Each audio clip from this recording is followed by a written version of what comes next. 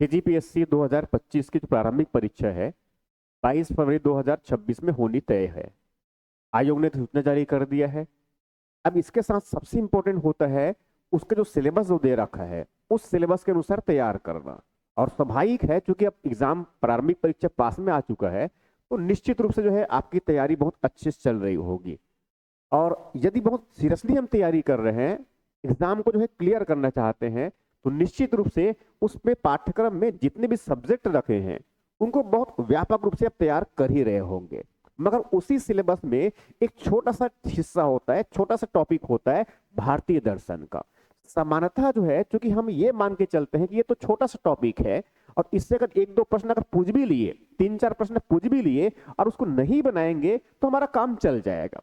सामान्यतः हमारा परसेप्शन ऐसी होता है, मगर वास्तविकता ऐसी है कि बूंद बूंद से घड़ा भरती है।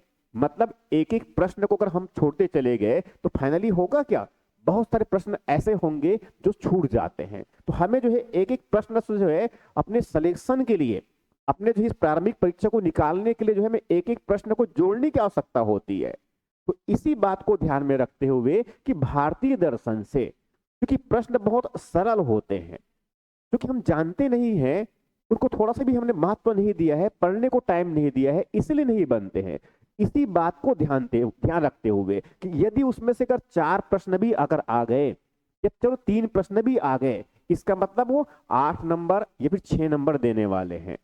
वे प्रश्न बहुत सरल होते हैं। तो इसी बात को ध्यान में रखते हुए कि अगर मान लो चार प्रश्न भी आया भारतीय दर्शन से, तो चारों को चारों जो है हम कहीं कम से कम सही कर ले, और चार में से फिर पांच में से अगर तीन भी सही कर लिए तो भी तो 6 नंबर देने वाले हैं।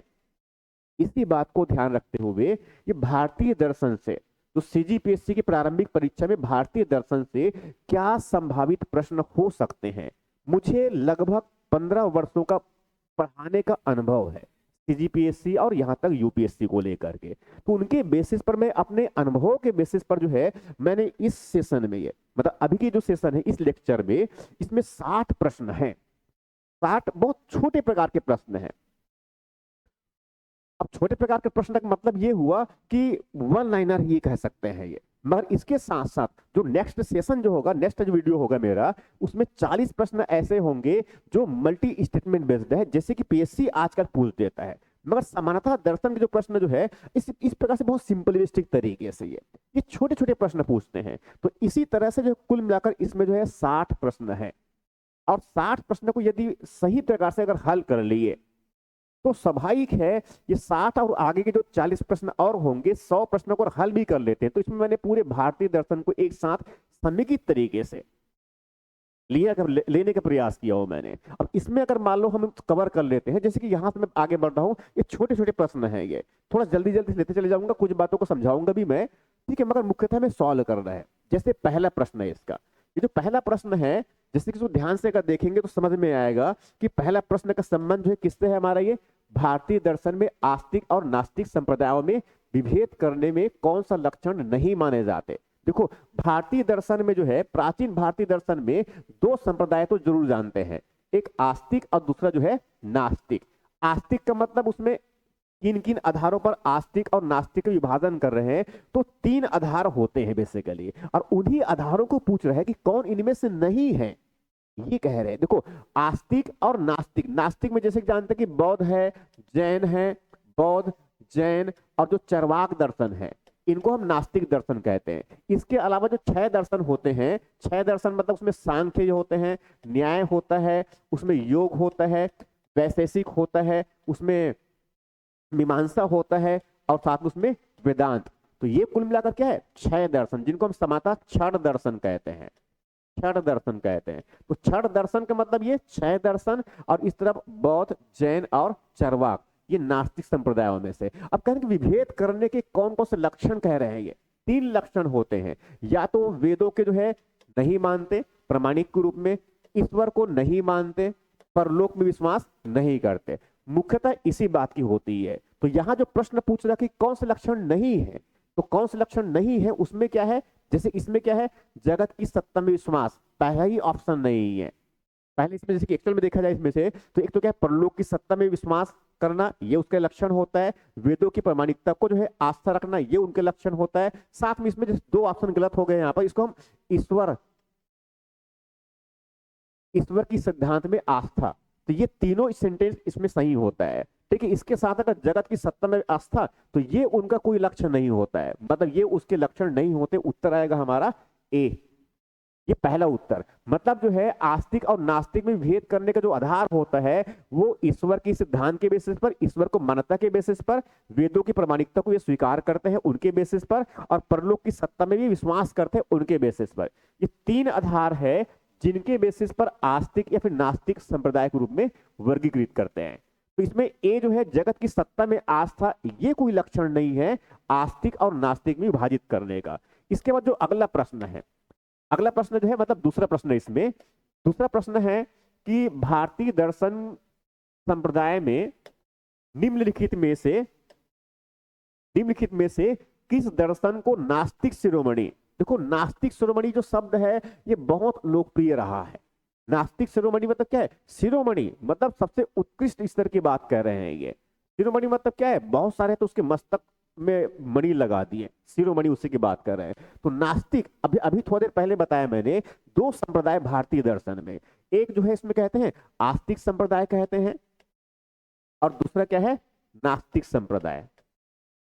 तो नास्तिक संप्रदाय में जो है बौद्ध दर्शन, बौद्ध है, जैन है, और साथ में चरवाक। ठीक है, चरवाक, बौद्ध हो गया, जैन और ये चरवाक, बिल्कुल क्लियर ध्यान में रखना है कि ये क्या है, नास्तिक है। नास्तिक होने का मतलब क्या है, ये ईश्वर को नहीं मानते, अनिश्वरवादी है। ये जो है परलोक में विश्वास नहीं करते। ये परलोक मतलब स्वर्ग लोक जैसा क्या, नरक लोक जैसा, ऐसा कोई विश्वास नहीं करते। इनके साथ साथ ये वेदों को प्रमाणिक नहीं मानते। ये बौद्ध है, जैन है और चरवाक, इसीलिए इनको नास्तिक दर्शन कहते हैं। आस्तिक दर्शन का मतलब ये है कि जो वर्तमान में जो है उस समय प्राचीन जो क्षण दर्शन था, जिनमें सांख्य है, न्याय है, योग है, विशेषिक है, वैशेषिक है, और साथ में मीमांसा है, और वेदांत दर्शन। तो आस्तिक दर्शन में जो है कुल मिलाकर 6 दर्शन है। सांख्य दर्शन है, न्याय दर्शन है, उसमें विशेषिक दर्शन है, मीमांसा दर्शन है, योग दर्शन है, और वेदांत दर्शन। ये आस्तिक और ये नास्तिक। अब उस नास्तिक में से जो है किनको जो है नास्तिक शिरोमणि कहते हैं, चरवाक। चरवाक को जो है नास्तिक शिरोमणि कहा जाता है। चरवाक दर्शन के प्रतिपादन जो है वहां ऋषि चरवाक ने किया ऐसा कहते हैं। हालांकि सबसे पहले चरवाक का प्रतिपादन जो है ऋषि बृहस्पति ने किया था, ऐसा मानते हैं। तो इसमें जो है चरवाक को जो है नास्तिक शिरोमणि कहते हैं, मतलब उत्तर आएगा इसका सी। देखो प्रश्न इतने सिंपल होते हैं। ठीक, उसके बाद अगला जो प्रश्न इसमें है, अगला जो प्रश्न है तीसरा प्रश्न है। ये तीसरा प्रश्न जो है ये भी बहुत सिंपल तरीके से है, बहुत सिंपल तरीके से ये। अब तीसरा प्रश्न इसमें क्या है, ये प्रश्न आपके सामने है, इनको थोड़ा सा ध्यान से पहले पढ़ लेंगे, उसके बाद फिर जवाब देंगे। फिर बहुत आसान है ये। जैसे कि भारतीय दर्शन के निम्नलिखित में से कौन सा संप्रदाय कर्मकांड पर आधारित है। देखो कर्मकांड का मतलब क्या है, कर्मकांड का मतलब क्या है, देखो मोक्ष के लिए समानता, जो मोक्ष की अवधारणा है भारतीय दर्शन में, तो उसके लिए कई प्रकार के अलग अलग मार्ग है। तो किसी ने कुछ तप के मार्ग बताया, तो कुछ में जो है कर्मकांड की भी मार्ग बताया। कर्मकांड का जो मार्ग है तो कोई तप का मार्ग है, तो कोई उसमें जो है उसमें ज्ञान का मार्ग बताया, तो कोई उसमें जो है भक्ति का मार्ग बताया, तो कोई उसमें जो है कर्म का मार्ग बताया। कर्मकांड और कर्म सिद्धांत बिल्कुल अलग चीजें हैं ये। ठीक है, तो कर्मकांड मतलब कौन सा है, वो यज्ञ हवन करवाने हो गया। तप मतलब अरण्यक जंगल में जाकर तप कर रहे हैं। ज्ञान का मतलब जैसे शंकराचार्य उपनिषद में ज्ञान की प्राप्ति की बात करते हैं। भक्ति मतलब क्या हुआ, जैसे कि जो है गोस्वामी तुलसीदास, मीराबाई, ये सब भक्ति है। कर्म का मतलब क्या है, कर्मंडे वाधिकारास्ते। तो यहाँ क्या है, कर्मकांड पर आधारित, मतलब ये कह रहे हैं कि इसमें कि ज्ञान, इसमें जो है यज्ञ हवन बलि, इसका संबंध किससे है, ना तो इनका संबंध न्याय से था, ये तो तर्क पर आधारित था। वैशेषिक ये परमाणुवाद से संबंधित थे। सांख्य ये प्रकृति और पुरुष को जो है मुख्य मानते थे। मीमांसा दर्शन ये एक प्रकार से पूर्णतः वेदों पर आधारित था। इसमें ही जो है कर्मकांड, इसमें जो है कर्मकांड, यज्ञ हवन, इसमें जो है यज्ञ हवन और बलि, मीमांसा में दिया गया था। तो उत्तर क्या आएगा हमारा? मीमांसा। तो कर्मकांड को आधारित, कर्मकांड पर आधारित दर्शन कौन है? मीमांसा दर्शन है ये। ठीक है, इस प्रकार से। तो उत्तर क्या आ जाएगा इसका? सी। उसके बाद अगला जो प्रश्न है, उसके बाद जो अगला प्रश्न है, वहां अगला प्रश्न क्या है? सुखवाद। ये बहुत इंपॉर्टेंट है। देखो, थोड़ी देर पहले ही बताया हूं मैंने कि एक एक दर्शन, भारतीय प्राचीन दर्शन में एक बहुत इंपॉर्टेंट दर्शन क्या है? चरवाक दर्शन है। और चरवाक का मतलब होता है जो चबाते रहते हैं, ऐसे कहते हैं। जो कुछ लोग कहते हैं कि चरू चारू मीठी मीठी बातें करते हैं, इसलिए बोलते हैं चारू वाक बोलने वाले, चारवाक। ठीक है, तो कुछ लोग कहते हैं। तो अब ये चारू वाक, ये फिर जैसे कि मैं बताया कि तो हमेशा चबाते रहते हैं। क्या चबाते हैं? तो मांस चबाते रहते हैं, मदिरा चबाते रहते हैं, नहीं तो फिर उसमें इसमें जो है वहां भौतिक चीजों को, मतलब उसमें हमेशा जो है वो कुछ न कुछ खाते पीते रहेंगे, या फिर हमेशा जो है वो सुख की तलाश में रहते हैं। इसी जीवन में सुख की तलाश रहते हैं हमेशा वो। इसीलिए कहते हैं कि ये हमेशा जो है सुख की खोज में रहते हैं। इसीलिए इनके विचार को क्या बोलते हैं? सुखवाद। इसलिए इनके विचार को क्या बोलते हैं? सुखवाद। सुखवाद का मतलब क्या है? बस जब तक है तब तक सुख से जियो, पैसा अगर नहीं है तो उधार लेकर के घी पियो। ये इनका विचार हुआ करता था। किसका विचार था ऐसा? ये चारवाक का विचार था। उत्तर क्या आएगा इसका? सी। ये हो गया सुखवाद। तो सुखवाद का संबंध किससे है? चारवाक दर्शन से है। इसके बाद फिर अगला जो प्रश्न है इसमें है, वहां है छोटा सा प्रश्न है। देखिए इसमें ये छोटा सा प्रश्न है, इनको प्रश्न को बहुत ध्यान से देखिए। प्रश्न बहुत सिंपलिस्टिक तरीके से मैंने पूरा खुद डिजाइन किया हुआ है हर एक प्रश्न को वो। ठीक है, कि निम्नांकित में से कौन प्रस्थान त्रयी में सम्मिलित नहीं माना जाता? देखो, एक ये शब्द है प्रस्थान त्रयी, इसको थोड़ा सा अगर समझ गए तो ये समझ में आ जाएगा। प्रस्थान त्रयी का मतलब ये है, जैसे कि हमारे पास जो दर्शन शुरुआत होती है भारत में, वो शुरुआत होती है वेदों से। वेद में दर्शन है, फिर उसके बाद में उपनिषद में दर्शन है, उपनिषद में दर्शन है। और उपनिषद के बाद जो है यहां से दो संप्रदाय में बढ़ गया।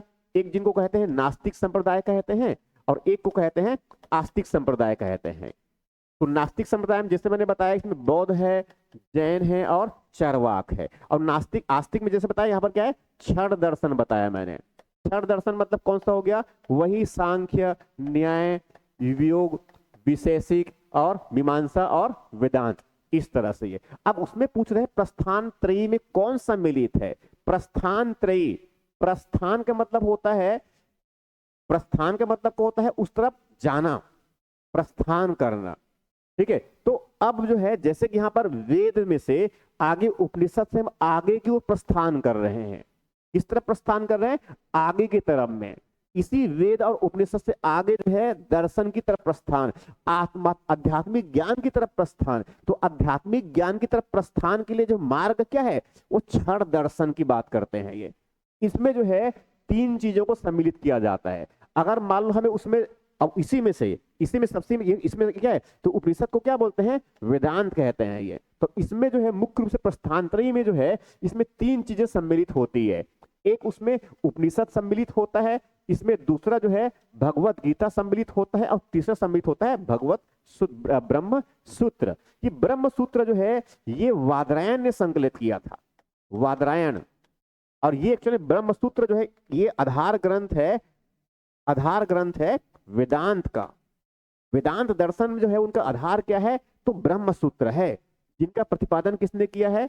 वादरायण ने किया है। तो ब्रह्म सूत्र, भगवत गीता के बारे में जानते हैं ऑलरेडी। भगवत गीता वेद व्यास ने उनके संकलन किया, ये मानते हैं, और भगवान कृष्ण ने उपदेश दिया, हम ये जानते हैं। उपनिषद देखो, कुल मिलाकर 108 उपनिषद है, मगर उसमें कम से कम 10 से 12 ऐसे उपनिषद है जो बहुत इंपॉर्टेंट है, बेहद इंपॉर्टेंट है। उसी उपनिषदों का जो सार जो है वो भगवत गीता में है।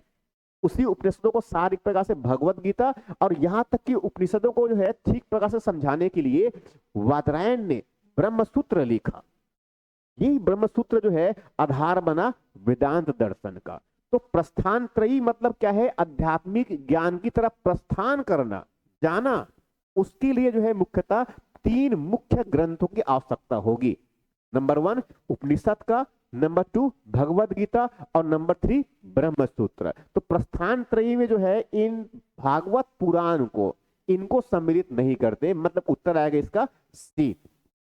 उसके बाद फिर अगला जो प्रश्न है इसमें, उसके बाद अगला जो प्रश्न है, छठवां प्रश्न, छठा प्रश्न जो है इस प्रकार से है। छठा प्रश्न है इसमें है, छठा प्रश्न है, निम्नलिखित युग्मों में से कौन सा एक भारतीय क्षण दर्शन का भाग नहीं है। देखो थोड़ी देर पहले ही मैं बता रहा हूं कि क्षण दर्शन, ये जो क्षण दर्शन जो शब्द है इसका मतलब ये है कि जो आस्तिक संप्रदाय के अंतर्गत, आस्तिक संप्रदाय के अंतर्गत इसमें इसमें जो है सांख्य, न्याय, वैशेषिक, योग, मीमांसा, जिनको पूर्व मीमांसा भी कहते हैं, जिनको पूर्व मीमांसा भी कहते हैं, पूर्व मीमांसा, और उसमें वेदांत, जिनको उत्तर मीमांसा भी कहते हैं, उत्तर मीमांसा भी कहते हैं। ये क्षण दर्शन में ये सम्मिलित होते हैं। तो क्षण दर्शन में सांख्य सम्मिलित होते हैं, न्याय सम्मिलित होता है, उसमें वैशेषिक सम्मिलित होता है, वैशेषिक सॉरी योग दर्शन सम्मिलित होता है, मीमांसा दर्शन जिनको पूर्व मीमांसा कहते हैं वो भी सम्मिलित होता है, वेदांत सम्मिलित होता है जिनको हम उत्तर मीमांसा भी कहते हैं। अब प्रश्न पूछा है कि क्षण दर्शन में कौन सा भाग नहीं है, तो इसमें स्वाभाविक है, इसमें मीमांसा और वेदांत तो सम्मिलित होते हैं, ठीक है, न्याय और वैशेषिक भी सम्मिलित होते हैं, सांख्य और योग भी सम्मिलित होते हैं। ये लोकायत और जो कपालिक, ये जो संप्रदाय है ये इसमें सम्मिलित नहीं होते। लोकायत और जो कपालिक संप्रदाय है इनका संबंध जो है शैव धर्म से है, भगवान शिव से संबंधित है ये, ठीक है, इनका संबंध जो है इस क्षण दर्शन से नहीं है। तो उत्तर क्या होगा हमारा, सी, लोकायत और जो है कपालिक ये क्षण दर्शन की श्रेणी में सम्मिलित नहीं है। अब सातवां प्रश्न, अगला जो प्रश्न है इसमें है वहां जो है अब आपके सामने है, ये छोटा सा प्रश्न है। ये निम्नलिखित में से कौन सा, निम्नलिखित में से कौन सी नास्तिक विचारधारा का है। देखो थोड़ी देर पहले ही बताया मैंने, अभी आस्तिक में तो थोड़ी देर पहले बता ही दिया मैंने। अब आस्तिक में से दूसरा क्या है, इसमें नास्तिक की बात कर रहे हैं। तो नास्तिक में कौन कौन है, बुद्धिज्म है, जैनिज्म है और चारवाक, इस प्रकार से। तो जैन भी हो गया, बुद्ध भी हो गया, तो भगवान बुद्ध वाला दर्शन, भगवान महावीर वाला दर्शन, और इस तरफ ये बृहस्पति जो देवताओं के गुरु माने जाते हैं उन्होंने चरवाक दर्शन को प्रतिपादित किया है, उसकी रचना की ऐसा कहते हैं। बाद में मानते हैं इसका एक नाम और मिलता है चारवाक, इसके द्वारा प्रतिपादित दर्शन क्या था, चारवाक। और नास्तिक दर्शन मतलब कौन कौन सा हो गया, ये तीनों दर्शन। तो कुल मिलाकर प्राचीन भारत में अगर देखें तो मुख्य वेद और उपनिषद को छोड़ दे तो कुल मिलाकर के 9 दर्शन हैं। तो ये आस्तिक के 3 दर्शन और इस तरफ जो है नास्तिक के 3 दर्शन और आस्तिक के इस तरफ के 6 दर्शन, कुल मिलाकर 9 दर्शन। और 9 दर्शन में से नास्तिक कितने हैं, 3, और 3 में जो है सांख्य नहीं सम्मिलित है, 3 में सांख्य सम्मिलित नहीं है, योग सम्मिलित नहीं है, न्याय सम्मिलित नहीं है, बौद्ध नास्तिक दर्शन है जो ईश्वर को नहीं मानता है, जो ईश्वर को नहीं, जो ईश्वर को नहीं मानता, जो आत्मा को नहीं मानता है ये, ठीक है। हालांकि परलोक को मानते हैं वो अलग बातें हैं ये, मगर मुख्यतः क्या है, ये आत्मा को नहीं मानते बौद्ध दर्शन, ये अनात्मवादी है, ठीक है। जो आत्मा को नहीं मानते उसे बोलते हैं अनात्मवादी दर्शन कहते हैं। तो उस बौद्ध दर्शन वाले क्या है, अनात्मवादी है। तो उत्तर क्या होगा इसका, डी। उसके बाद अगला प्रश्न, अगला प्रश्न है ये 8वां प्रश्न है आपके सामने है, इसको थोड़ा सा ध्यान से पढ़ेंगे तो उत्तर आसानी से दिया जा सकता है। निम्नलिखित युग्मों में से, निम्नलिखित युग्मों में से कौन सा एक भारतीय क्षण दर्शन का भाग नहीं है। अच्छा ये रिपीट हो गया है, ये रिपीट हो गया है लग रहा है, ये इसको मैं लेकर आगे बढ़ जाता हूं मैं।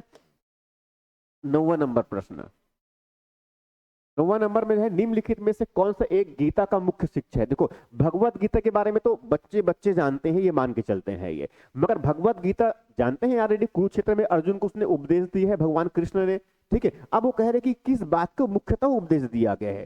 देखो मोक्ष के मार्ग तो उसमें 3 मुख्य बताई है, ये तो हर कोई जानता है ये। तो गीता के जो मुख्य शिक्षा, तो इसमें मुख्य शिक्षा नहीं, गीता में जो उपदेश है बेसिकली क्या है, इसमें क्या है, वो योग का उपदेश है, योग का। अब योग का मतलब कौन कौन सा है इसमें, एक तो उसमें जो है ज्ञान योग की बात कहते हैं, मतलब ज्ञान मार्ग के माध्यम से जो है मोक्ष प्राप्त करना। दूसरा इसमें जो है भक्ति योग की बात करते हैं, और तीसरा इसमें क्या है, कर्म योग की बात करते हैं। कर्म के बारे में भी जो है बहुत स्पष्ट रूप से भगवत गीता में जो है बताया है कि एक सकाम कर्म होता है, फल की इच्छा करके अगर कोई कर्म करते हैं उसको सकाम कर्म करते हैं, और यदि बिना फल की इच्छा किए अगर कोई कर्म करते हैं तो उससे बोलते हैं निष्काम कर्म। निष्काम कर्म, निष्काम कर्म का मतलब क्या है? बिना फल की इच्छा के जो है कर्म करना। कर्मंडे वाधिकारस्ते मां फलेषु कदाचन, निष्काम कर्म। भगवत गीता की जो मूल शिक्षा है वो निष्काम कर्म की शिक्षा है। उत्तर आएगा इसका डी। 10वां प्रश्न, 10वां प्रश्न क्या है? क्षणिकवाद। 10वां प्रश्न क्या है? क्षणिकवाद। क्षणिकवाद का प्रतिपादन निम्नलिखित में से जो है किसने किया है? मतलब क्षणिकवाद का जो है एक विचार जो है ये एक दर्शन से संबंधित है ये, ठीक है। कई प्रकार के सिद्धांत है ये, ठीक है, कई प्रकार के विचार है दर्शन में, तो उनमें से एक विचार क्या है? क्षणिकवाद का विचार है। अब क्षणिकवाद का संबंध पूछ रहा है कि निम्नलिखित में से जो है किसके दर्शन से है? भगवान बुद्ध वाले दर्शन से है, मतलब बौद्ध दर्शन के है क्या, या फिर जैन दर्शन से है क्या, या चरवाक दर्शन से है क्या, या फिर न्याय दर्शन से? देखो क्षणिकवाद, क्षणिकवाद का मतलब ये होता है कि क्षणिकवाद का मतलब ये होता है कि प्रत्येक क्षण वस्तु नष्ट हो रहा है, प्रत्येक क्षण वस्तु बन रहा है, इसी बोला जाता है क्षणिकवाद। मतलब हर समय क्या है? वस्तु क्या है? क्षण भंगुर है, क्षण क्षण में वो भंगुर मतलब नष्ट हो रहा है और बन रहा है। जैसे दीप बुझ रहा है, जल रहा है, तो एक दीप जो है बुझने से पहले दूसरे दीप को जला दिया, दूसरे दीप जो है बुझने से पहले तीसरे दीप को जला दिया, तो इसी कहा जाता है क्षण भंगुरवाद या फिर क्षणिकवाद, कि प्रत्येक क्षण जो है वस्तु नष्ट हो रहा है और जन्म हो रहा है उनका। इनका संबंध जो है ये बौद्ध दर्शन से, भगवान बुद्ध जो है इन्होंने जो है क्षणिकवाद का सिद्धांत दिया था। अब क्षणिकवाद का भी संबंध जो है एक इसी में एक विचार आता है प्रतीत्य समुत्पादवाद। प्रतीत्य समुत्पादवाद, तो प्रतीत्य समुत्पादवाद का मतलब इसका संबंध भी किससे है? बौद्ध दर्शन से ही है। इसी प्रतीत्य समुत्पादवाद को जो है इसको द्वादश दर्शन कहते हैं, द्वादश निदान कहते हैं, इनको द्वादश निदान कहते हैं। प्रश्न अगर यही पूछा जाए हमसे कि द्वादश निदान का संबंध किससे है, तो वहां क्या है?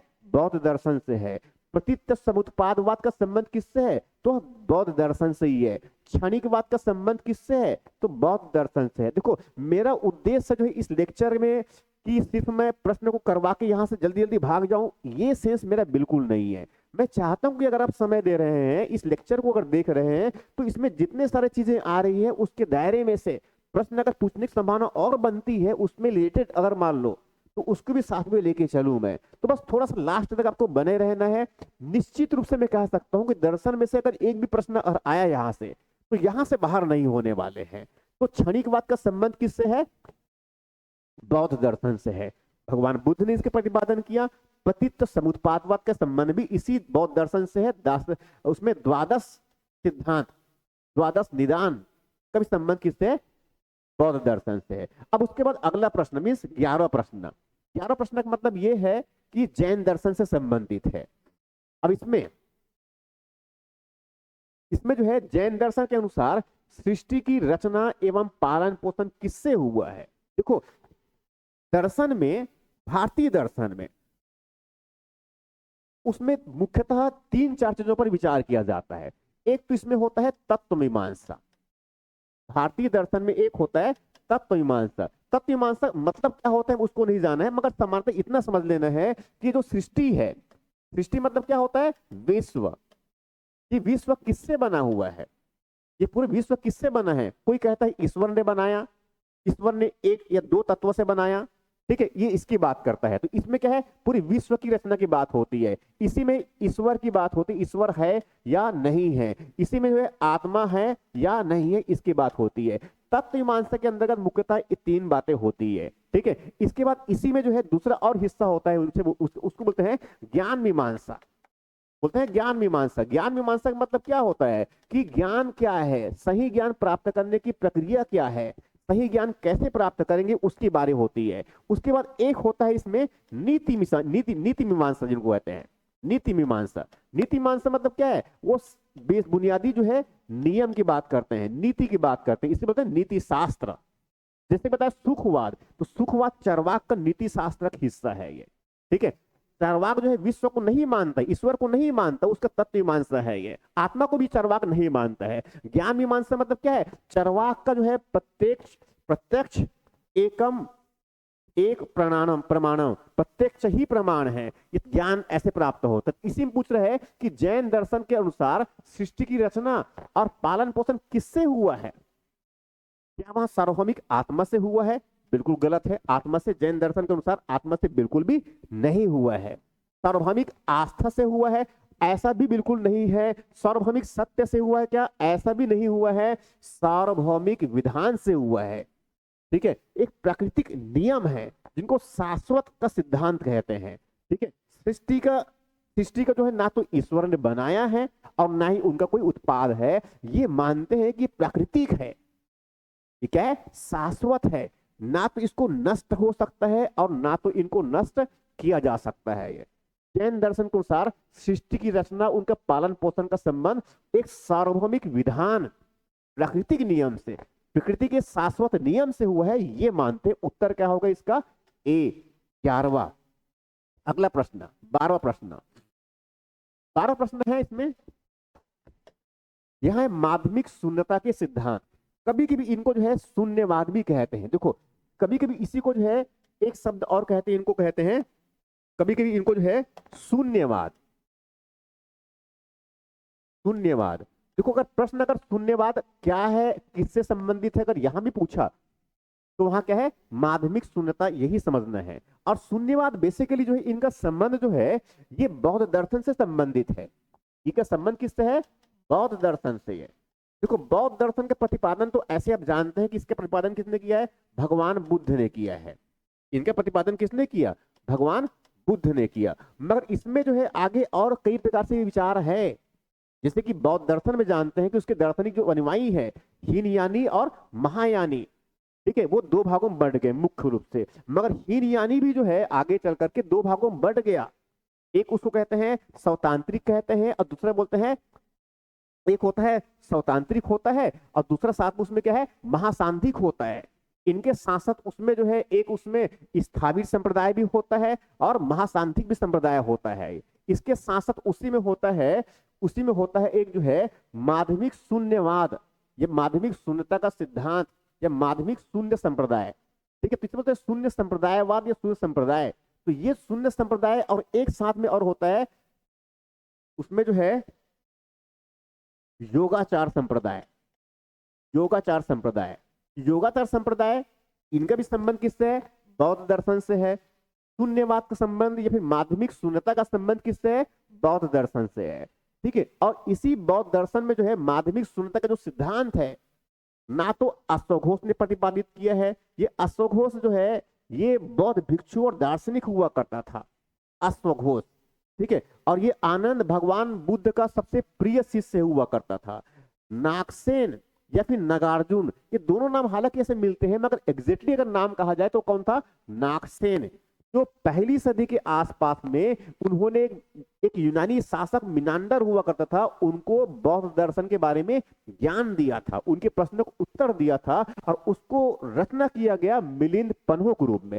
उसी में जो है नागार्जुन ने एक सिद्धांत दिया, माध्यमिक शून्यवाद। माध्यमिक शून्यवाद, माध्यमिक शून्यवाद का मतलब यह है कि सब कुछ शून्य है, ये सृष्टि जो है शून्य है, किसी प्रकार से किसी वस्तु का अस्तित्व नहीं है, सब कुछ शून्य है, जिसका उस शून्यता का वर्णन नहीं किया जा सकता। माध्यमिक शून्यवाद में नागसेन का यह विचार है। तो माध्यमिक शून्यवाद का सिद्धांत किसने दिया? नागसेन ने दिया। अगला प्रश्न,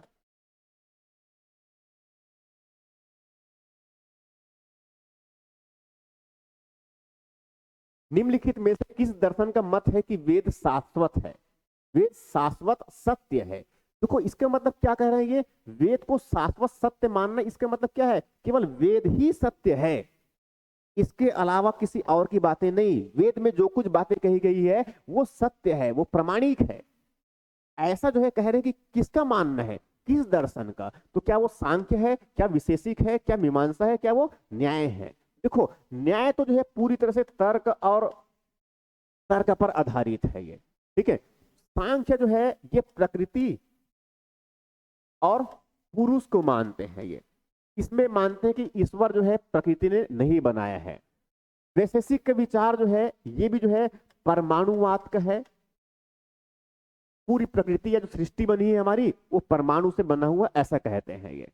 मीमांसा, जिनको पूर्व मीमांसा भी कहते हैं, जिनको जो है पूर्व मीमांसा भी कहते हैं, ये पूर्व मीमांसा या फिर मीमांसा दर्शन में, इसी में जो है बड़ी मात्रा में ये एक प्रकार से सकते हैं कि वेदों पर ये पूर्णतः आस्था रखते हैं। एक्चुअल में मीमांसा दर्शन पूर्णतः जो है वेदों पर ही आधारित है, इसीलिए मीमांसा दर्शन में बहुत बड़ी मात्रा में जो है इसमें कर्मकांड, इसमें जो है बड़ी मात्रा में जो है कर्मकांड, कर्मकांड और कर्मकांड का मतलब क्या है? यज्ञ, हवन, बलि, दान, दक्षिणा, इसको महत्व दिया गया है। यज्ञ, हवन, बलि, दान, दक्षिणा करके जो है मोक्ष की प्राप्ति किया जा सकता है या स्वर्ग की प्राप्ति किया जा सकता है। तो वेद को शाश्वत सत्य किसने माना?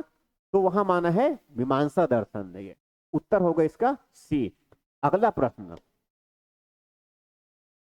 14 नंबर का, ये बहुत इंटरेस्टिंग है। ये 14 नंबर जो है आपके सामने है और इसमें थोड़ा सा ध्यान से पढ़ेंगे तो बहुत आपकी रुचि का समझ में भी आ जाएगा। जब तक जीवित रहो सुख से जीवित रहो, चाहे इसके लिए ऋण ही लेना पड़े, क्योंकि शरीर के भस्मीभूत हो जाने पर पुनरागमन नहीं हो सकता है। ये एक्चुअल में अगर देखा जाए तो ये जो है एक दर्शन है, एक दर्शन जिनको कहते हैं चार्वाक दर्शन, एक दर्शन कहते हैं जिनको चार्वाक दर्शन।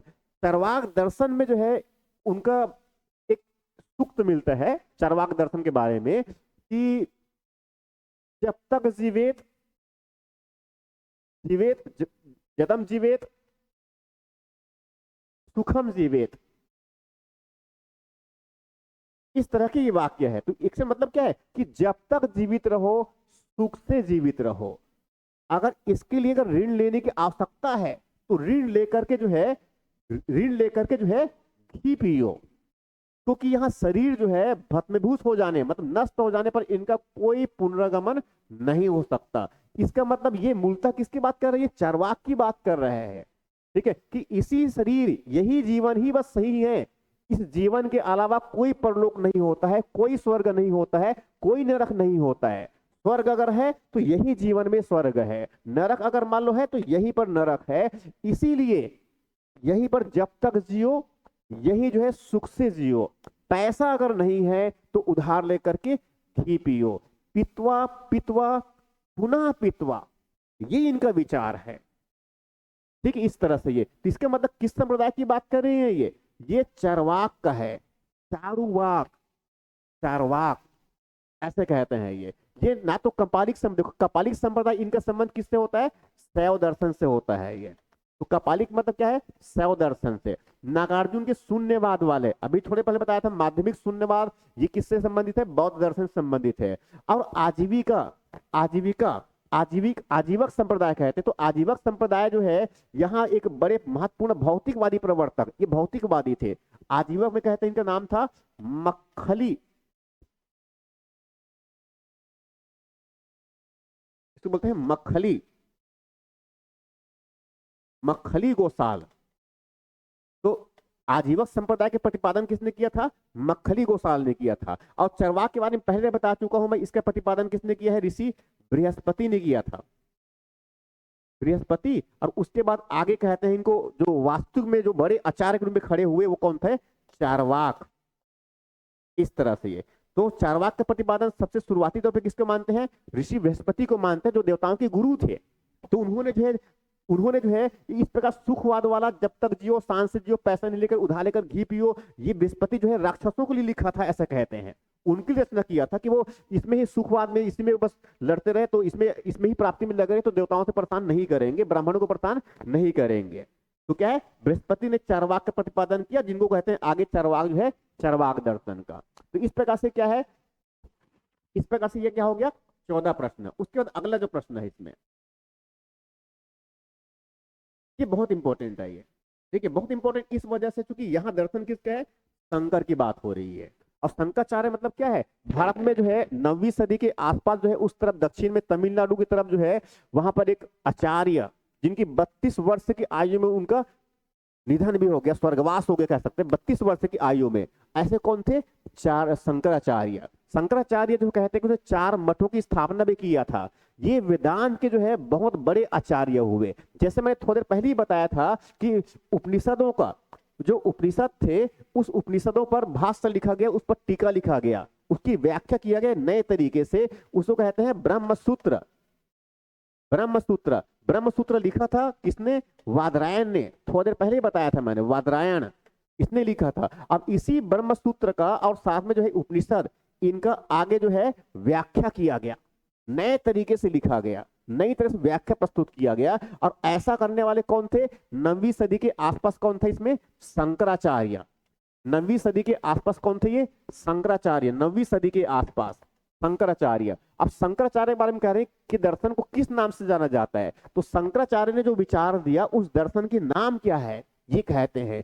जैसे ये कह रहे हैं कि एकत्ववाद कहते हैं, कि समग्र एकत्ववाद कहते हैं, द्वैतवाद कहते हैं, फिर अद्वैतवाद। देखो ये विचारधारा है बेसिकली। जैसे कि अगर कोई मानता है कि कोई अगर मानता है एकत्ववाद मतलब केवल एक ही, मतलब केवल जो एकत्ववाद मतलब क्या है, केवल एक ही तत्व है, पूरी सृष्टि जो है एक ही तत्व से बना हुआ है। या तो कह देंगे ईश्वर ने उनकी रचना कर दिया है, आत्मा नाम का कोई दूसरी संरचना नहीं है, जिसमें जड़ पदार्थ जैसे कोई संरचना नहीं है, वो केवल एक है, वह क्या है, एकत्ववाद है, एकवाद भी कह देते हैं। समग्र एकत्ववाद ये भी थोड़ा उसी प्रकार की विचारधारा है, समग्र तरीके से पूरा एक कंपोजिट, एक बड़ी हिरार्की के रूप में दोनों एक ही है। एक क्या है द्वैतवाद, द्वैतवाद का मतलब बिल्कुल स्पष्ट रूप से उसमें जड़ तत्व अलग है और चेतना तत्व अलग है। ऐसी विचारधारा जिनकी होती है उसे बोलते हैं द्वैतवाद। और द्वैतवाद के प्रतिपादन कहते हैं कि भारतीय परंपरा में एक 13वीं सदी के आसपास में जो है, 13वीं 14वीं सदी के आसपास में माधवाचार्य नाम के दार्शनिक हुए, माधवाचार्य नाम के दार्शनिक हुए, इन्होंने जो है द्वैतवाद का प्रतिपादन किया है। और द्वैतवाद मतलब क्या बताया मैंने, इसमें दो होता है, एक नहीं होता है, वो दो होता है। सृष्टि की रचना दो तत्वों से हुआ है, उसकी बात कहते हैं। और उसका डी ये क्या है, शंकराचार्य का अद्वैतवाद। अद्वैत का मतलब क्या होता है, जो दो नहीं है वो क्या है, अद्वैत है। अद्वैत का मतलब क्या है, जो दो नहीं है। क्या दो नहीं है, क्या दो नहीं है, कि आत्मा और जो ब्रह्म है ये दो नहीं, बल्कि दोनों एक्चुअल में क्या है, एक ही है, जो दो नहीं हो सकता। इसीलिए कहते हैं इनकी विचारधारा को, इनके दर्शन को कहते हैं अद्वैत। आत्मा और आत्मा ही क्या है, ब्रह्म है। अहम ब्रह्मास्मि, ये जो है शंकराचार्य का ही विचार है, इसी को कहते हैं अद्वैतवाद। उसके बाद फिर जो है अगला प्रश्न है इसमें, वहां है थोड़ा लंबा सा सेंटेंस दे रखा है यहाँ पर। ये एक्चुअली पहले यूपीएससी के आए हुए प्रश्न है एक्चुअल में, जिसमें कह रखा है, देखो उसको थोड़ा ध्यान से पढ़ते हैं। ये आत्मा केवल जंतु और पादप जीवन की संपदा नहीं है। इसका मतलब ये कह रहे हैं कि वहां जो है आत्मा जो है केवल जिसमें जीवन है उसमें ही आत्मा होगा, ऐसे नहीं, बल्कि शिलाओं में प्रवाहित जलधाराओं और अन्य प्राकृतिक वस्तुओं की भी है, जिन्हें अन्य धार्मिक संप्रदाय जीवित नहीं मानते। सेंस ये कह रहे हैं कि पेड़ पौधे जिसमें जीवन अभी है, कुत्ते बिल्ली मानव, उसमें तो चलो ठीक है आत्मा होते हैं, हम ये मान भी लेते हैं, ठीक है। मगर ये जो विचार कह रहा है कि पेड़ पौधों के साथ साथ जो पत्थरों में, नदियों में, नालों में, उसमें भी आत्मा है, उसमें भी आत्मा होती है। हालांकि बाकी और दर्शन लोग इसको नहीं मानते हैं, ऐसा कह रहे हैं, मगर ये विचार मानते हैं। तो कौन सा ऐसी उपयुक्त कथन प्राचीन भारतीय दर्शन के निम्नलिखित में से किस एक धार्मिक संप्रदाय के मूलभूत विश्वास को प्रतिबिंबित करता है। अब प्रश्न पूछता है कौन सा परंपरा इनमें? क्या बौद्ध परंपरा है जो पत्थरों में भी जो है जीवन को देखता है? क्या वो जैन परंपरा है? क्या जो है जल में जो है आत्मा होती ये कहते हैं? क्या स्वयं परंपरा है जो कहते हैं कि जंतु पादप के साथ साथ प्रकृति की हर एक वस्तु में क्या है उनकी आत्मा होती है? क्या वैष्णव परंपरा है? ये प्रश्न हमसे पूछा हुआ है। अब इसमें इसके अनुसार अगर देखें तो ये जो बातें कह रहे हैं, ये जो बातें कह रहे हैं कि पत्थरों में भी जो है आत्मा होता है, ये सब कौन मानता है? जैन परंपरा में ऐसे मानते हैं। जैन दर्शन में मानते हैं कि इस प्रकार से जो है जड़ पदार्थों में क्या होता है? आत्मा होती है। ये क्या है? 16वां का उत्तर आएगा बी। उसके बाद अगला प्रश्न, 17वां प्रश्न। देखिए ये बहुत इंपॉर्टेंट है, पीएससी में पहले आया हुआ प्रश्न है एक्चुअल में। ये सीजीपीएससी में आया हुआ प्रश्न है। ये प्रश्न क्या है? अपूर्वा का सिद्धांत। देखो मेंस के सिलेबस को अगर देखेंगे तो मेंस के सिलेबस में ही हमारा ये सिलेबस में ये कंटेंट है, ये टॉपिक है अपूर्वा का सिद्धांत। अपूर्व सिद्धांत पूछ रहे हैं कि निम्नलिखित में से किस दर्शन से संबंधित है? देखो अपूर्व का जो सिद्धांत है बेसिकली ये जो है ये मीमांसा दर्शन से संबंधित है। मीमांसा दर्शन से है। मीमांसा दर्शन में अपूर्व का सिद्धांत का मतलब ये है जैसे कि इसमें जब हम उसमें यज्ञ हवन जब करते हैं, जब इसमें यज्ञ हवन करेंगे, यज्ञ हवन कर्मकांड जब करेंगे तो उससे जो है एक जब यज्ञ हवन कर्मकांड जब करेंगे तो उससे क्या है? उससे तो कुछ पुण्य मिलेगा ना, कुछ फल तो मिलेगा ना, मगर फल मिलने से पहले यज्ञ हवन किए हैं उसका जो परिणाम है वो एक अपूर्व नाम की शक्ति में जो है केंद्रित रहती है, अपूर्व नाम की शक्ति में जो है निहित हो जाती है। मतलब जितना भी यज्ञ हवन किए हैं उसका पूरा कह सकते हैं कोई सार किसमें निहित हो जाता है? अपूर्व नाम की शक्ति में। और यही जो अपूर्व नाम की जो शक्ति है यही फाइनली क्या बनता है? एक फल के रूप में। फल मतलब क्या है? उनके कर्मों का फल, उनके कर्मों का फल। तो जब तक फल नहीं मिला होता है उसके बीच में एक शक्ति बनी रहती है जिनको बोलते हैं अपूर्व। तो ये क्या है? अपूर्व का सिद्धांत। तो अपूर्व का सिद्धांत क्या होता है? किससे संबंधित है? ये मीमांसा दर्शन से संबंधित है। ये ध्यान में रखना है। बहुत छोटे छोटे प्रश्न पूछते हैं पीएससी में ये, मगर चूंकि बहुत आसान होता है नहीं पढ़े तो बनते नहीं है। ठीक है, आगे बढ़ते हैं। ये अब इसमें 18 प्रश्न। अब देखो 18 प्रश्न देखिए, इनको थोड़ा ध्यान से पढ़िए। प्रश्न ये है कि निम्न में से किस भारतीय परमाणुवाद का जनक किसे कहा जाता है? एक्चुअल में दार्शनिक प्रश्न है, दर्शन से संबंधित है।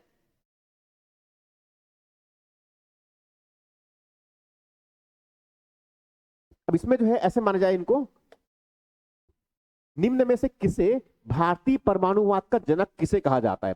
किसे भारतीय परमाणुवाद का जनक कहा जाता है ऐसे मान के चलिए इनको वो। ठीक है, तो एक्चुअल में भारत की प्राचीन परंपरा में मतलब भारतीय दर्शन में जो एक विचार होता है परमाणुवाद का। परमाणुवाद का मतलब ये होता है इस सृष्टि का निर्माण किसी ईश्वर ने नहीं किया है, ये सब बना किससे है? परमाणु से बना हुआ है। तो हालांकि परमाणु के संबंध में उनकी सोच बिल्कुल थोड़ी अलग प्रकार का था, मगर फिर भी ये मानना है कि इस सृष्टि का निर्माण जो है परमाणु से हुआ है। ऐसा विचार जो है भारतीय प्राचीन भारत के एक दर्शन में हुआ करता था। अब प्रश्न पूछे है ये उस दर्शन का प्रतिपादन किसने किया था? तो ये जो भारतीय परमाणुवाद का जो सिद्धांत है ये एक्चुअल में जो है एक दर्शन है जिनको कहते हैं वैशेषिक,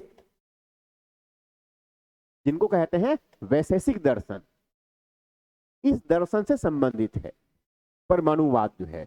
अब ये पूछ रहे हैं हमसे कि वैशेषिक दर्शन का जो है प्रतिपादन किसने किया है? देखो ये जो महर्षि कपिल जो है, ये कपिल जो है इसने तो सांख्य दर्शन के प्रतिपादन किया है। महर्षि गौतम जो है न्याय दर्शन के प्रतिपादन किया है। महर्षि पतंजलि जो है योग दर्शन का प्रतिपादन किया है। ये कणाद है, महर्षि कणाद है जिसने वैशेषिक दर्शन का प्रतिपादन किया है। देखो इस प्रश्न को हल करने के ये भी तरीका हो सकता है ये। ठीक है, देखो प्रश्न को अगर मान लो जैसे कि यहाँ पर जो है आपने बस 4 विकल्प है, मगर सॉल्व करने गए तब आप इतने सारे कंटेंट भी दिमाग में आ गया ना, तो इस प्रकार की चीजों को देखना है हमें। ये तो हो गया 18 प्रश्न। उसके बाद फिर जो है इसमें अगला प्रश्न है निम्नलिखित में से कौन एक अष्टांग योग का योगांग नहीं है? क्योंकि ये बहुत इंपॉर्टेंट है, अब बहुत लोकप्रिय दर्शन भी है। देखो योग दर्शन तो आप नाम सुने हैं। देखो एक्चुअल में देखो योग दर्शन के संदर्भ में 2 प्रकार से बात समझना है। योग के तो ऐसे भारतीय दर्शन में जो है योग की महत्ता को बहुत इंपॉर्टेंट माना गया है, योग को बहुत महत्वपूर्ण माना गया है। मगर हमारे पास में क्या है, एक तो जो है गीता दर्शन है हमारे पास में है, गीता दर्शन,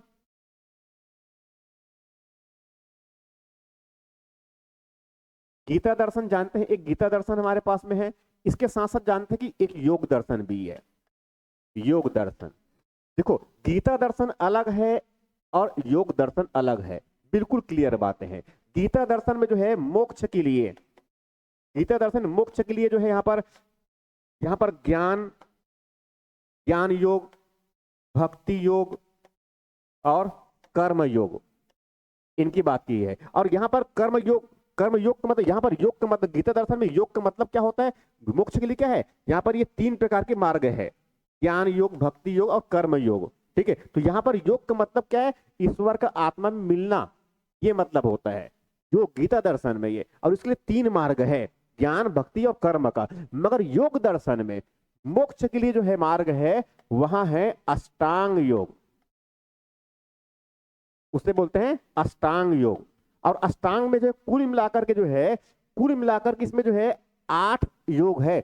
अष्टांग योग के मतलब इसमें कितने अंग, उसके 8 अंग है। और प्रत्येक अंग को कहते हैं योगांग, प्रत्येक अंग को कहते हैं योगांग। योगांग का मतलब क्या है, इस अष्टांग योग में जो अलग अलग उसके अंग है, शुरुआत होता है यम से, ये शुरुआत होता है यम, नियम, आसन, प्राणायाम,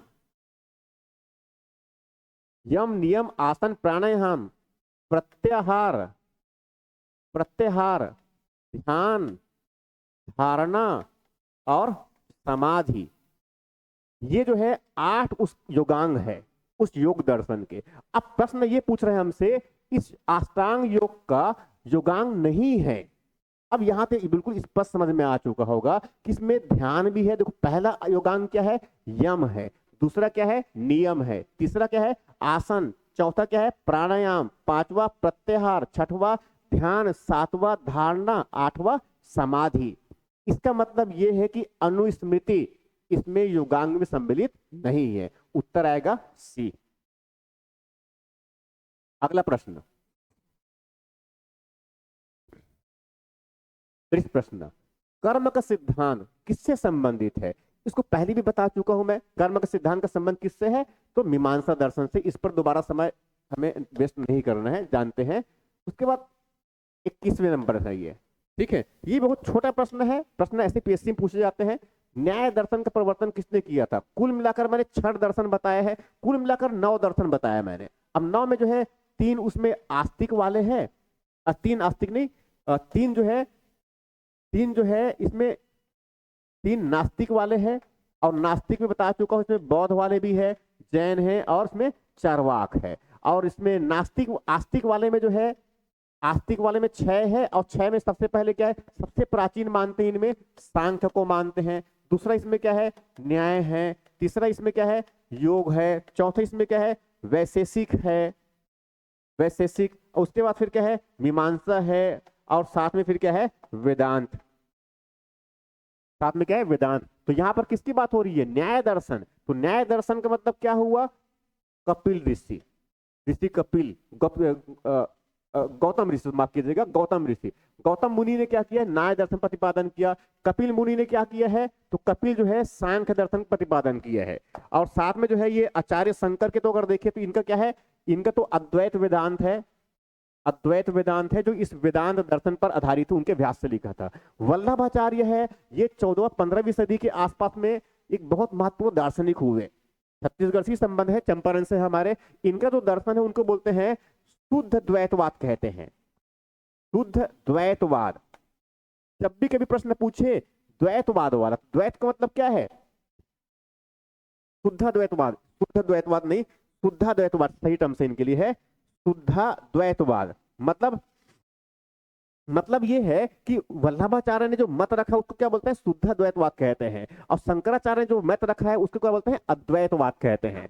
ठीक है, ये तो हो गया वल्लभाचार्य का शुद्ध द्वैतवाद हो गया, शंकराचार्य का अद्वैतवाद हो गया। और कपिल मुनि ने क्या किया है, तो न्याय सांख्य दर्शन प्रतिपादन किया। गौतम ऋषि ने क्या किया है, तो न्याय दर्शन का प्रतिपादन किया। ये तो हो गया। तो उत्तर क्या आएगा हमारा इसमें, ए। अगला प्रश्न 22वें नंबर का वहां है, इनको आराम से देखिए। अब इसमें जैसे कि इसमें क्या है, छोटा सा प्रश्न है, निम्न में से किस भारतीय दर्शन ने परमाणु सिद्धांत का प्रतिपादन किया। ये पहले ही बता चुका हूं मैं। और इसमें क्या है, वैशेषिक परमाणु को सिद्धांत उसने दिया था, परमाणुवाद ये सिद्धांत था उनका। ये योग बताया मैंने, योग में क्या है, अष्टांग योग है, यहाँ पर अष्टांग योग है। न्याय में जो है प्रमा और अप्रमा, ये सिद्धांत है इनका। सांख्य में जो है प्रकृति और पुरुष है, प्रकृति और साथ में क्या है, पुरुष है। इसी में एक सिद्धांत चलता है सत्कार्य, सत्कार्यवाद, सत्कार्यवाद का सिद्धांत चलता है किसमें, सांख्य दर्शन में। सांख्य दर्शन में सत्कार्यवाद है और न्याय दर्शन में जो है असत्कार्यवाद, असत्कार्यवाद। देखो ये ऐसे छोटे छोटे बस टर्म्स है, प्रश्न ऐसे ही पूछते हैं ये, इस बात को ध्यान रख लेना है। इसीलिए अगर सीजीपीएससी के जो मुख्य परीक्षा जो सिलेबस दे रखा है मेंस का, उसमें दर्शन शास्त्र में जो टॉपिक रखे हैं मेन मेन, उस टॉपिक को भी कम से कम ध्यान में एक बार देख लेना एग्जाम हॉल में जाने से पहले, तो वो भी बहुत इंपॉर्टेंट है ये तो कि 22वें प्रश्न। अब उसके बाद जो है अगले प्रश्न इसमें है 23वें नंबर। 23वें नंबर का मतलब क्या है इसमें, जैसे प्रश्न क्या है इसमें, ये योग दर्शन से संबंधित है। अब देखो प्रश्न पूछता है कि योग दर्शन के प्रतिपादक है, योग दर्शन प्रतिपादन किसने किया था। ये तो बहुत आसान प्रश्न है। योग दर्शन बहुत लोकप्रिय दर्शन है, जानते हैं। उसमें प्रतिपादन किसने किया है, ऋषि पतंजलि ने किया है। गौतम, तो गौतम ने किसने प्रतिपादन किया था, न्याय दर्शन के प्रतिपादन किया था। जैमिनी ने मीमांसा दर्शन, जिनको हम पूर्व मीमांसा भी कहते हैं, उनके प्रतिपादन किया। शंकराचार्य ने किसका, अद्वैतवाद का प्रतिपादन किया। ठीक इस तरह से ये तो हो गया 23वें नंबर का। अगला प्रश्न है इसमें चरवाक से संबंधित है। अगला प्रश्न किससे संबंधित है, चरवाक से। अब चरवाक के बारे में क्या प्रश्न पूछ रहा है कि चरवाक दर्शन, चरवाक दार्शनिक प्रणाली। ठीक है, अब चरवाक दार्शनिक प्रणाली मतलब क्या कह रहे हैं ये, इसमें प्रणाली जो है वैशेषिक प्रणाली भी कहलाती थी, ये बिल्कुल गलत है। ये तो सेपरेट अपना खुद दर्शन था इनका। मीमांसा दर्शन कहलाता था, मीमांसी प्रणाली ये भी बिल्कुल नहीं है, अलग दर्शन ही हुआ करता था। ये आस्तिक प्रणाली की कहलाती है, ये बिल्कुल भी नहीं है, आस्तिक नहीं थे बल्कि ये क्या थे, नास्तिक थे। ठीक है, इसको कहते हैं लोकायत, लोकायत प्रणाली, ये बिल्कुल सही है। चार्वाक दर्शन की जो प्रणाली है उनको लोकायत प्रणाली भी कहते हैं। लोकायत इसलिए, लोकायत इसलिए क्योंकि ये जो है इही लोक, इही लोक की बात करते हैं। इही लोक का मतलब इसी भौतिक जगत की बात करते हैं। ये कोई परलोक की बात नहीं करते हैं, ये किसी स्वर्ग और किसी नरक की बात नहीं करते हैं। ये इसी लोक को जो है मानते हैं, आत्मा को नहीं मानते, अनात्मवादी है। ईश्वर को नहीं मानते, अनिश्वरवादी है, नरीश्वरवादी है। ये स्वर्ग को भी नहीं मानते। ठीक है, स्वर्ग को नहीं मानते मतलब ये कि स्वर्ग नाम कोई दूसरा लोक होता होगा, कोई नरक नाम का कोई और दूसरा लोक होता होगा, पर लोक में विश्वास नहीं करते। ये इसी लोक को, यही लोक, यही लौकिक, इसी लोक को विश्वास करते हैं। इसीलिए उनको जो है लोकायत दर्शन भी कहते हैं, लोकायत प्रणाली कहते हैं। मतलब उत्तर आएगा इसका ए। अगला प्रश्न,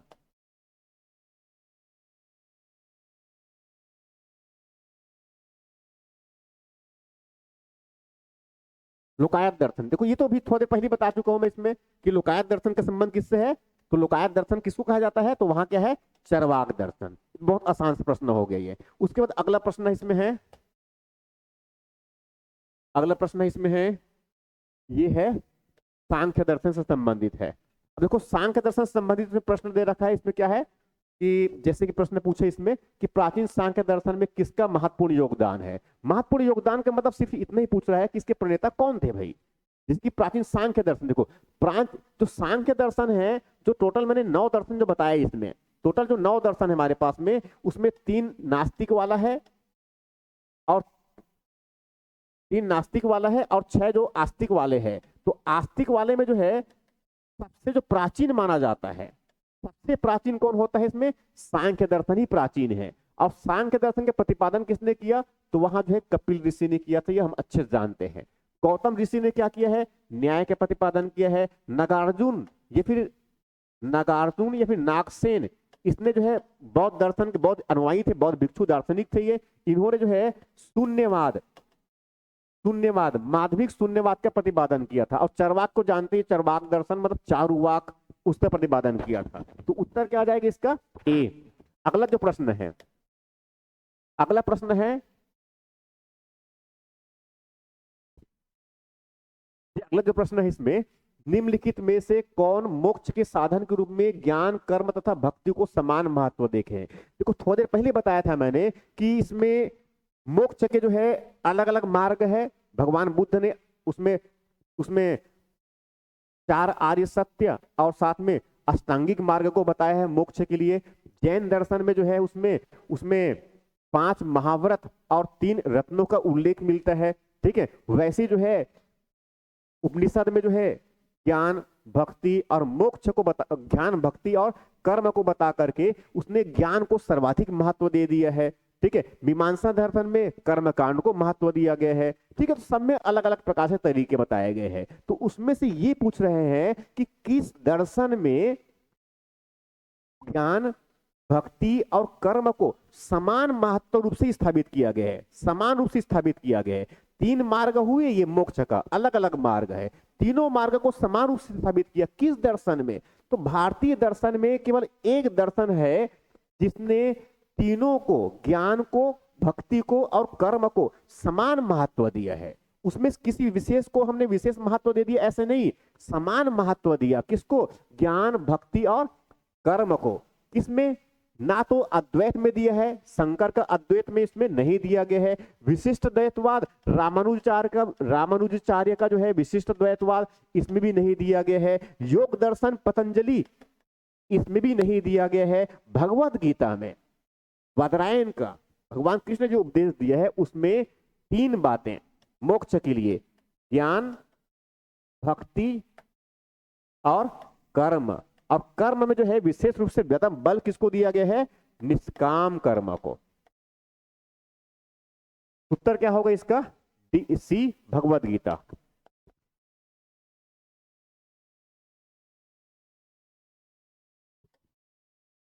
निम्न में से जो है 28 प्रश्न है, निम्नलिखित में से कौन एक चरवाक के अनुसार सर्वोच्च मूल्य है?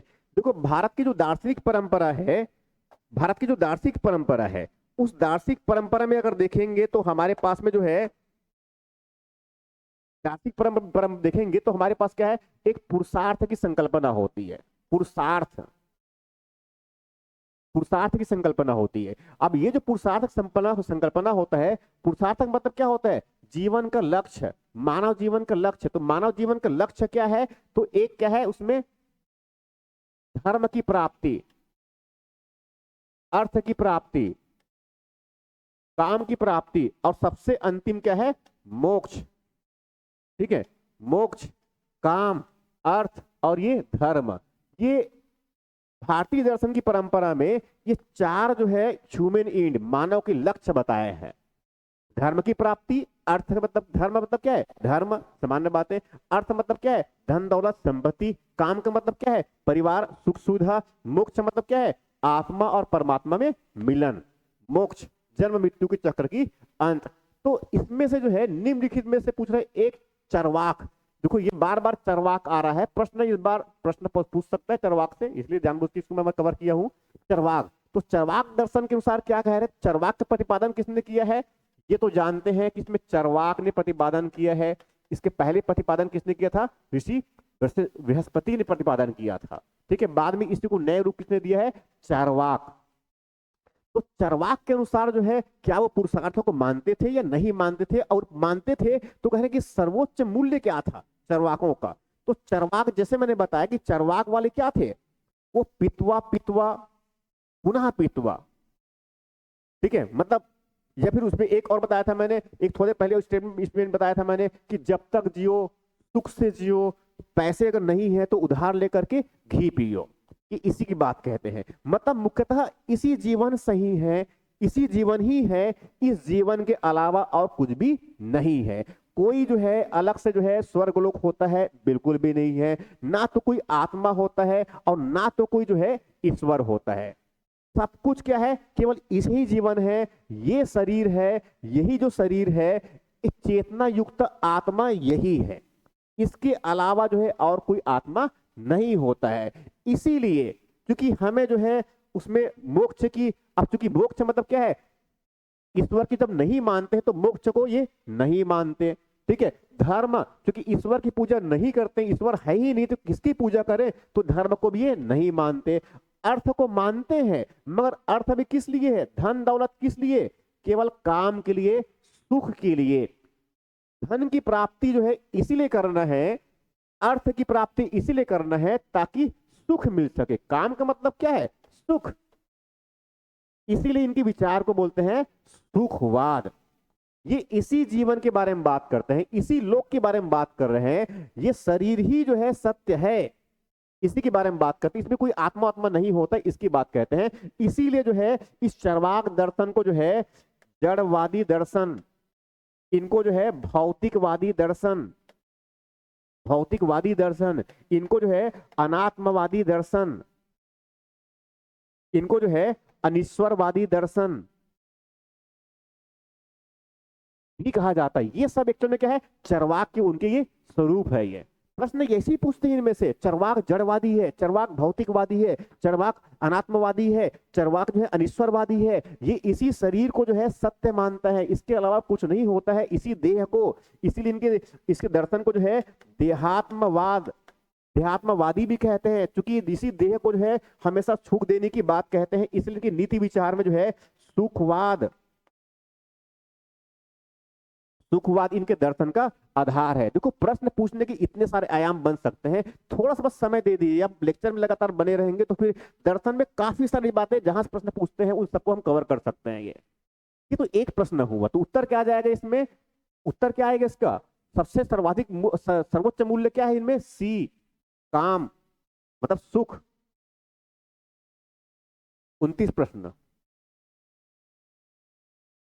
उसमें क्या है, संसार, प्रश्न ये है कि संसार अस्थिर और क्षणिक है, निम्नलिखित में से किस दर्शन की मान्यता है। देखो प्रश्न पूछा है कि संसार अस्थिर और क्षणिक है, अब इसके निम्नलिखित किस दर्शन की मान्यता है। अब वो 4 दर्शन दे रखे हैं, बौद्ध दे रखा है, गीता दे रखा है, जैन दे रखा है और वेदांत दे रखा है। ठीक है, देखो वेदांत दर्शन में तो इस प्रकार के विचार बिल्कुल भी नहीं है कि ये पूरे संसार जो है क्षणिक मात्रा है, ऐसा बिल्कुल भी नहीं है। जैन में भी अगर देखें तो उस प्रकार के विचार इसमें नहीं है, जैन में भी जो है इस प्रकार के विचार नहीं है, वेदांत में भी इस प्रकार के विचार नहीं है, भगवत गीता में भी जो है इस प्रकार से नहीं है। भगवत गीता में तो जो है ऐसा कहते हैं कि भगवान कृष्ण ने स्वयं, जो कृष्ण है भगवान है, उन्होंने सृष्टि का निर्माण किया है। वो कहते हैं कि उसका स्वयं जो व्यक्त रूप है वो सृष्टि है, विश्व है, जगत है, वो कहते हैं। तो हाँ, अस्थिर और क्षणिक कैसे, बौद्ध दर्शन में एक विचार बताया था मैंने इसमें क्षणिकवाद का, एक विचार बताया था मैंने इसमें क्षणिकवाद का। क्षणिकवाद या फिर जिनको कहते हैं क्षण भंगुरवाद,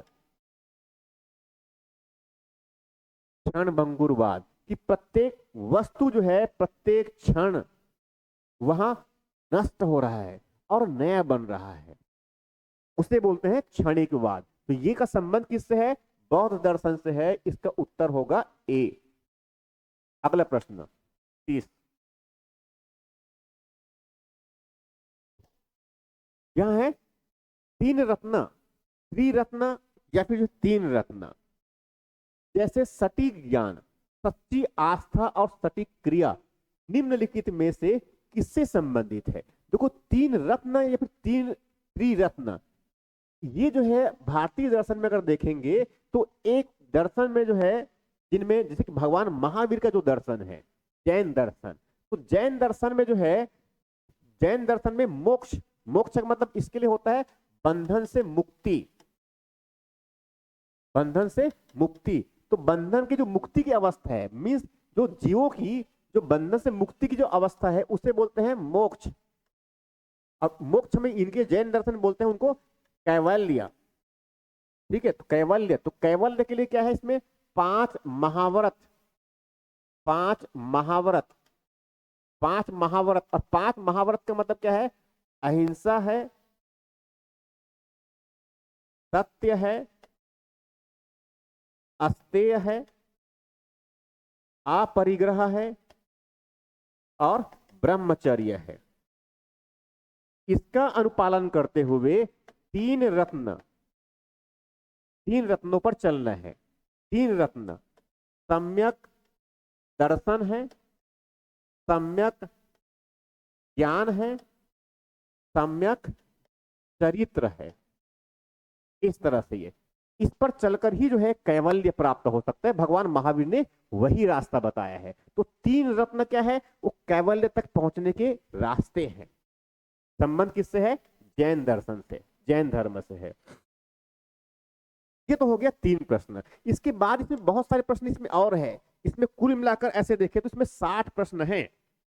कुल मिलाकर इस प्रश्न जो है 60 प्रश्न है। अब 60 प्रश्न में से थोड़ा सा अगर मान लो हम और थोड़ा समय लेकर करेंगे तो इसमें हो जाएगा, पर मैं चाह रहा हूँ कि थोड़ा लेक्चर छोटा बने हमारा। तो इसमें आज की इस सेशन में जो है मैं केवल 30 प्रश्न करता हूँ इनमें। और इसमें हालांकि और प्रश्न है इसमें कुल मिलाकर जो है 60 प्रश्न है इसमें। तो मैं चाह रहा हूँ कि अगले जो लेक्चर होगा हमारा उसमें बाकी और जो क्वेश्चन है, जो 60 क्वेश्चन में 30 क्वेश्चन जो बच गए उनको अगले सेक्शन में कवर कर लेंगे। उसके बाद फिर जो है जो थर्ड लेक्चर जो होगा इसमें, तो थर्ड लेक्चर में एक्चुअली मैंने उसमें जो मल्टी स्टेटमेंट बेस्ड क्वेश्चन होते हैं दर्शन से संबंधित उसको बना के रखे हुए। तो 3 लेक्चर में भारतीय दर्शन में जितने प्रश्न आते हैं उनको हम कवर कर लेंगे। ठीक है, तो लेक्चर को लास्ट तक अगर लास्ट तक बने रहे हुए हैं आप तो इसको थोड़ा सा रिवीजन करके भी देख सकते हैं। एक दो बार बस लेक्चर देख लेंगे तो दर्शन के काफी सारे फैक्चर जो क्वेश्चन है वो कवर हो जाएंगे ये।